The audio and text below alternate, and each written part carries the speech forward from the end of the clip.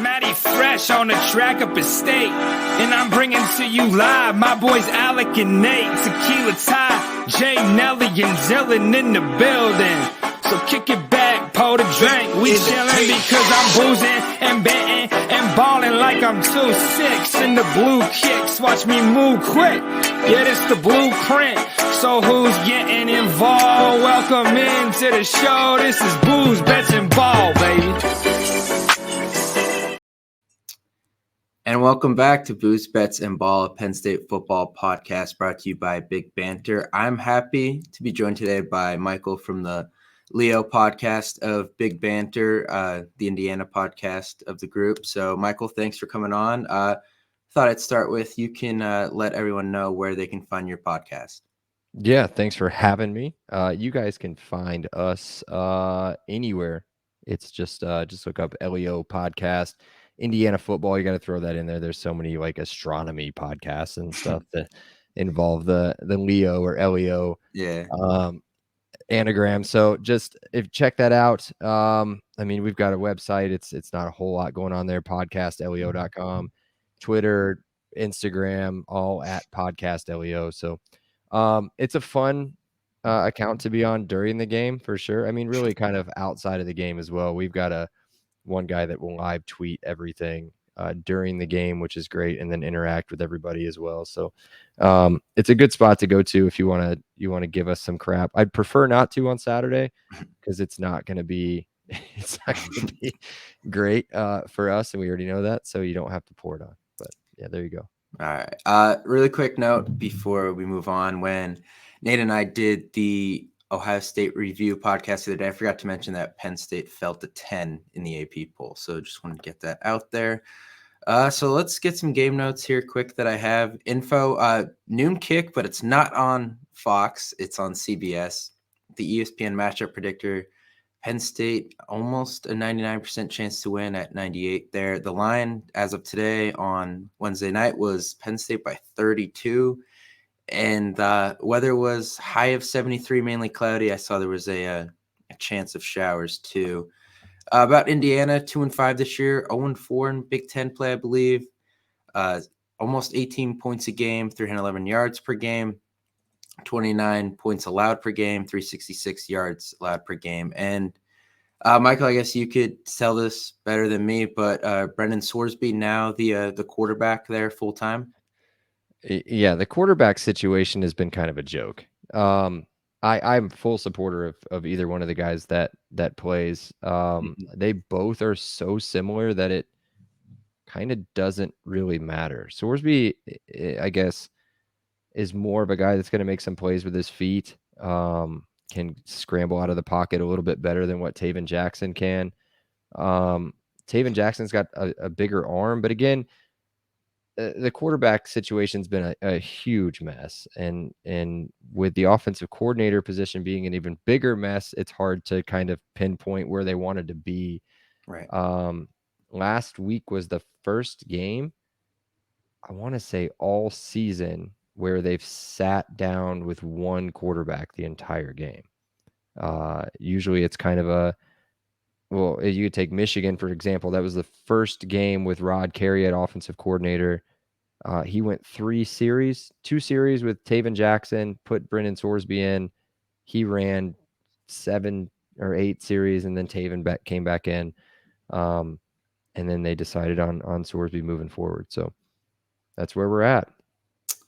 Yeah, so Indiana, they were the first Big Ten team, I think, to fire a coordinator this year, right?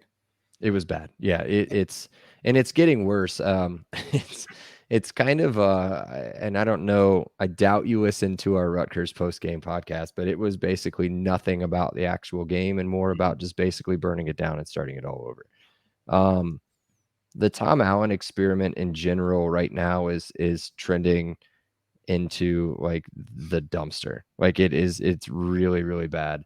I think that he's worn out his like friendly welcome, I guess, amongst a lot of the fan base. We still, I mean, obviously our podcast is kind of based around his mantra of love each other, and so it's a tough place for us to be. But after watching what we considered to be our Super Bowl, so far this season last week turn into that was a tough swallow. Yeah, I'm sure it doesn't help either that Michael Penix all of a sudden is. I mean, it hurts us too in a way because after the whole 2-point conversion thing, and then seeing him kind of still in college going off is been kind of crazy to see, honestly. Yeah, and I don't know how much people really follow that whole story. Is that, his biggest year was with his current head coach, but his current head coach was an IU offensive coordinator. And so they kind of, and then he went to Fresno. I think he was at Fresno for 2 years or a year as a head coach, and then took the Washington job and then took Penix. But I mean, it was time for him to move on, whether it was to the NFL or to a different school, just because we couldn't keep him healthy. And there's some other stuff that came out. Yeah. Dig into that too. So. Yeah, I did want to talk about the defense, honestly, because through the first 4 weeks there, they actually looked like a pretty solid group. I mean, they held Ohio State to 23. Penn State held them to 20. So, not a huge difference in how they played, one of the top 2 teams in the Big Ten. But then the last 3 weeks, 44, 52, 31. Obviously, Michigan's in that mix, so it's hard to put a lot into that, but also Maryland and Rutgers. So, what's kind of gone on with the defense? Because it looked like a really solid unit, honestly, the first few weeks of the season.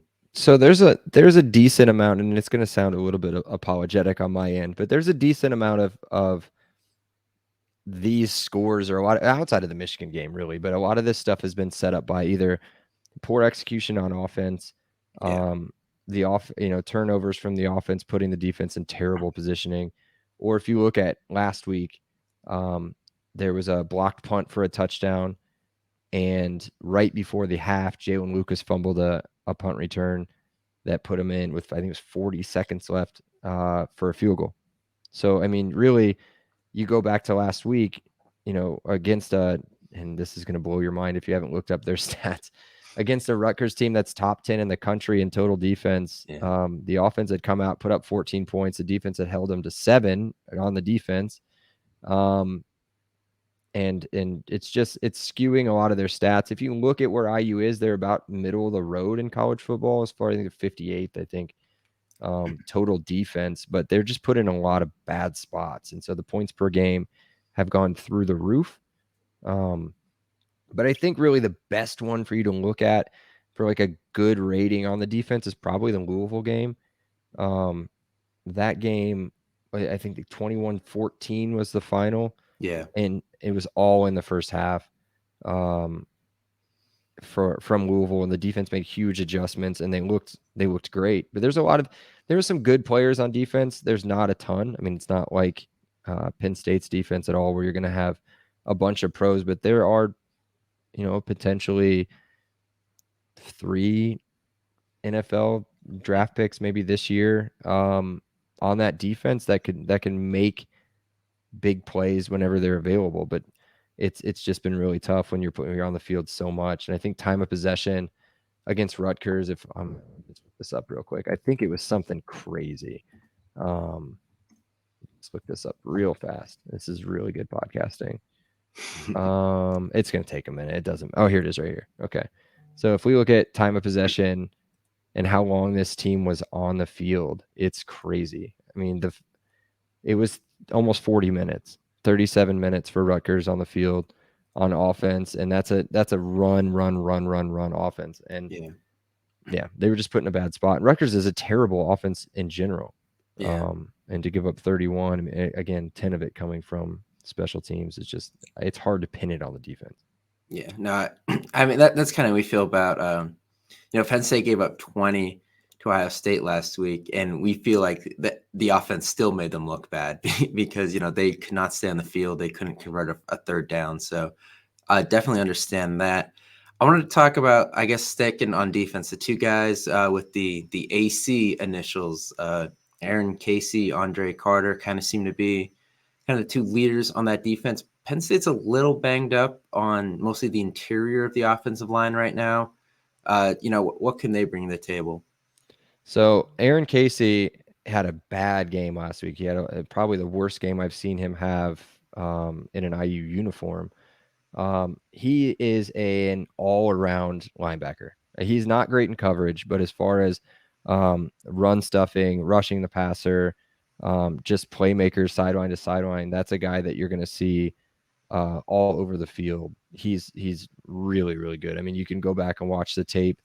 Probably some of his best performances were against Ohio State and Louisville for sure. I'm trying to think. He had a couple plays early against Michigan too, where he's been pretty good against the run. Andre Carter, stat-wise, has been you're not going to find anything crazy on him. I mean, especially if you go searching for where's his sacks, where's everything else.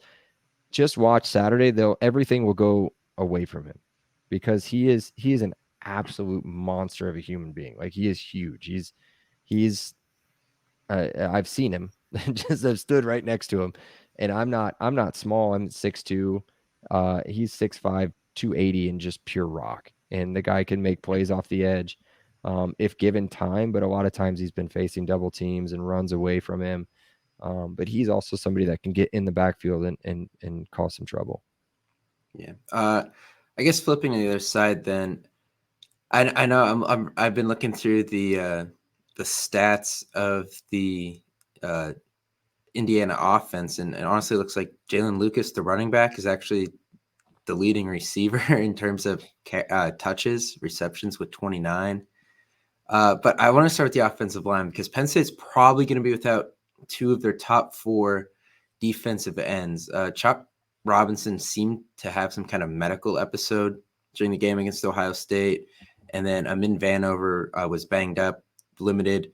So, they're a little shorter at the DN spot. It's going to be Denai Dennis Sutton, Adise Isaac starting with Zariah Fisher and Jameel Lyons, a true freshman, backing them up. So, I know it was a problem last year, but is the Indiana offensive line a little improved this year?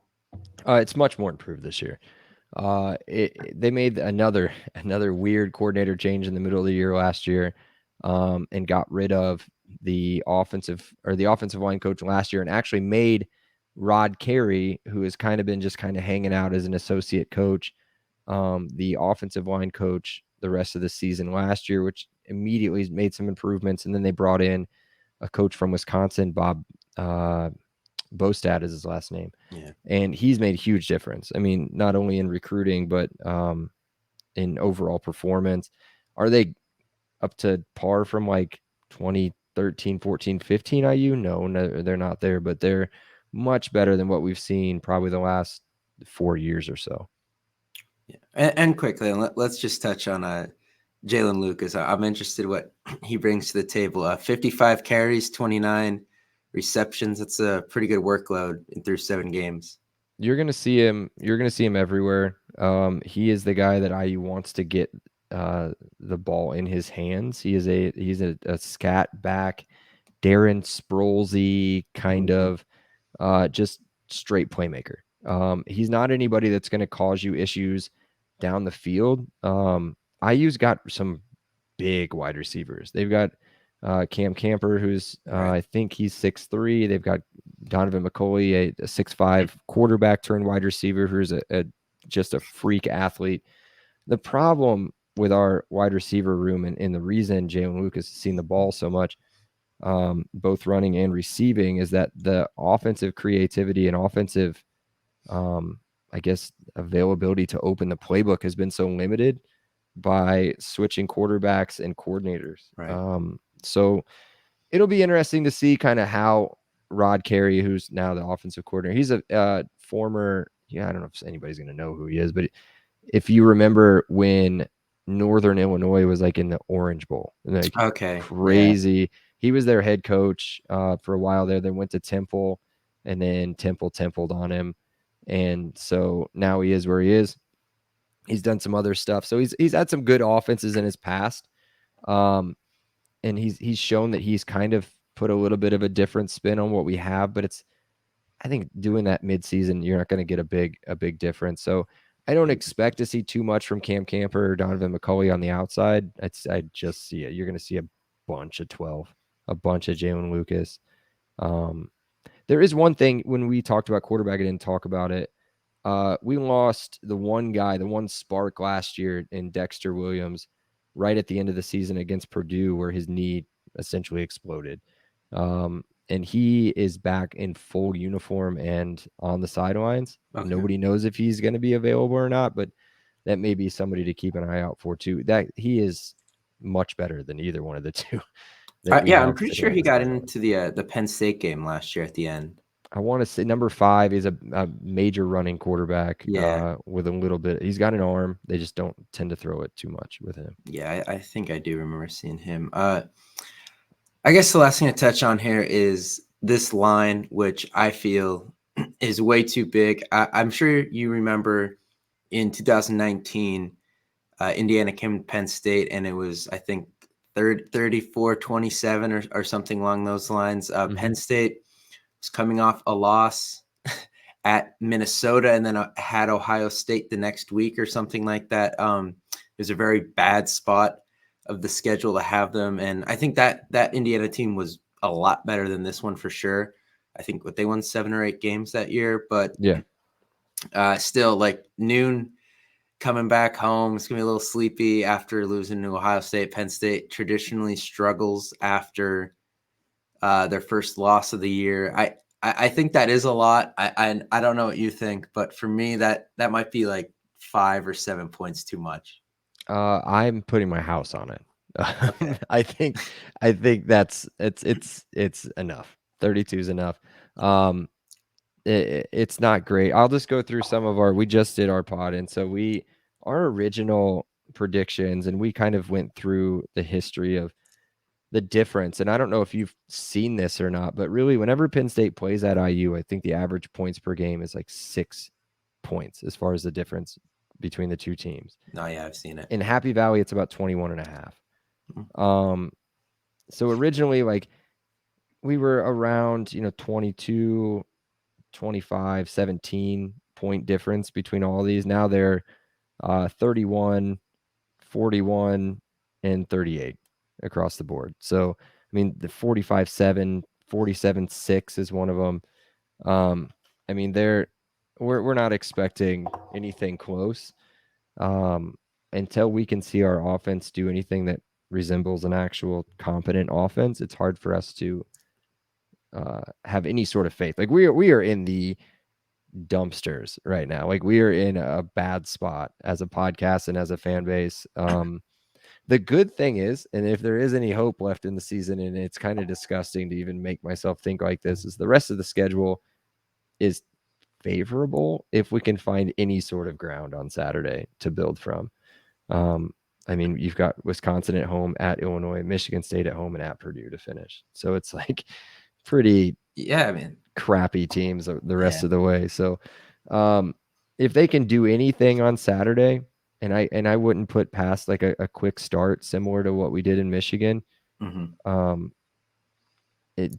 maintain any of that. And I'm not anywhere near expecting any sort of win, but to keep anything close or give any sort of momentum going into this next game would be a big boost.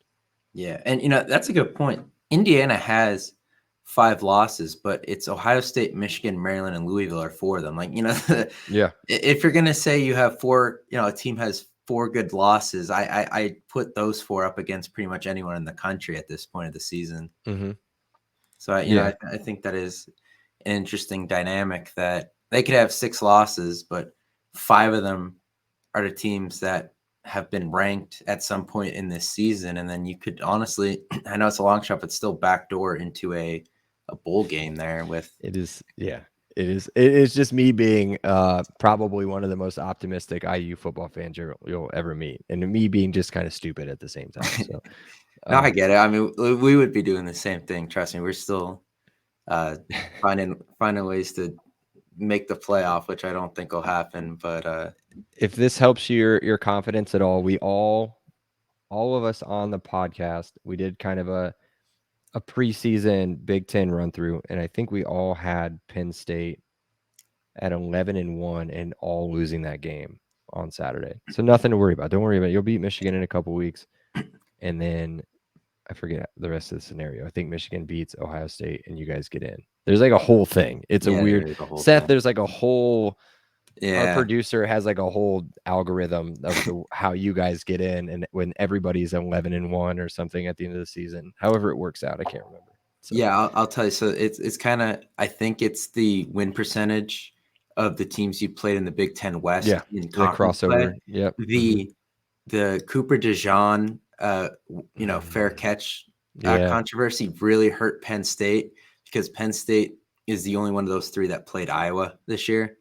So that's a little devastating, honestly, but kind of a big blow on top of coming out of seeing Penn State lose, and then that happened. But we'll see what Michigan looks like actually in a couple weeks. So They're I take the under in the game whenever you guys match up with them because their defense is insane and your defense is insane. yeah, So that'll be interesting. yeah. All right, Michael. Thank you for giving us an insight on Indiana. I know it's not always fun to talk about struggling seasons, but I do appreciate you coming on, giving everyone a little insight for this game. Yeah, for sure, man. Thank you for having me on. You got it. All right, and we will see you next week with a review of this, and then look forward to Maryland. So we'll see you next week.